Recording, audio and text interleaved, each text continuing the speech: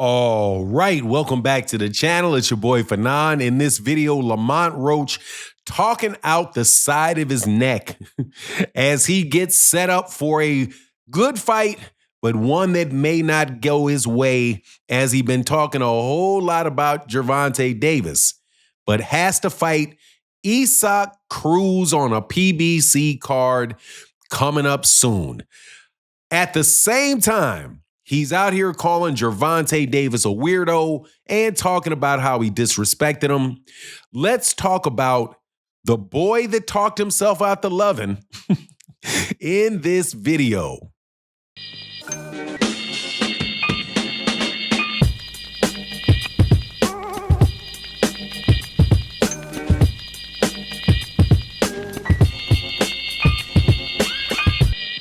All right, welcome back to the channel. It's your boy Fanon, and in this video, we're going to talk about Lamont Roach and the fact that he will be fighting Isaac Cruz instead of Gervonta Davis next in what I call a case of a man that talked himself out of the lovin', otherwise known as coochie. You can spell it however you want to spell it.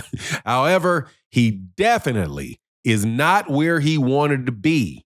And I'm telling you, it is directly related to this man's attitude. But whatever the case is, I'll take the fight, love the fight, but hopefully Lamont Roach will get by it and be able to win the fight so we can get a Gervonta Davis fight. But before I get into the details, let me welcome you back to the channel. If you are new to the channel, please accept my invitation to hit the subscribe button and hit the bell icon so you can be notified of when we release more videos. And if you're a long time subscriber and supporter of the channel, thank you guys so much for what you do. And I want to give a special thanks to Ricky Rivas, who donated a big $10 holler in the super thanks of a video that we did recently. So I just want to say thank you very, very much. When you guys support like that, man, it's like the video takes off without having extra views. And I really appreciate it.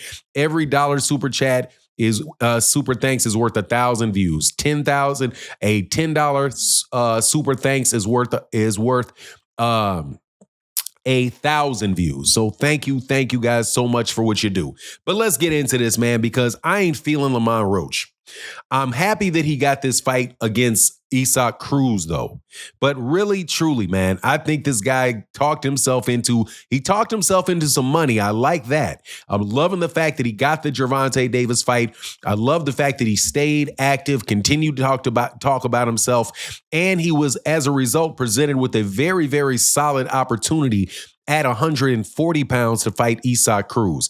Isaac Cruz also fought Gervonta Davis, and so this fight between Isaac Cruz and Lamont Roach is kind of like a tiebreaker fight, I think, because Gervonta Davis had two fights, I think, that were considered close, where some people thought he lost, and that was against Isaac Cruz and against Lamont Roach. So to have these two guys fight one another, it really does set up a good opportunity for the winner to fight Gervonta Davis if Gervonta Davis is so inclined.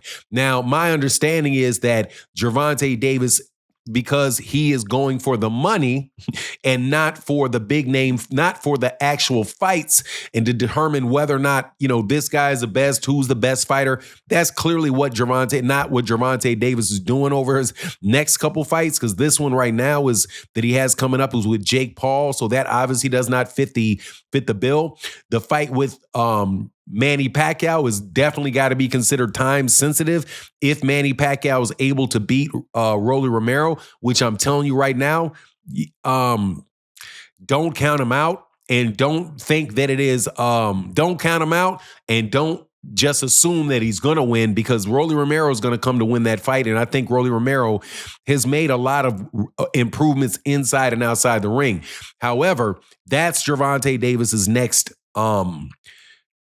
next focus, it was probably going to be there. But if that fight doesn't go through, then like, for example, Rolly Romero beats Manny Pacquiao, then back at 140 pounds for either Isaac Cruz or Rolly Romero, I think would be a really, really good path. And these are paths that, let me tell you, are realistic paths.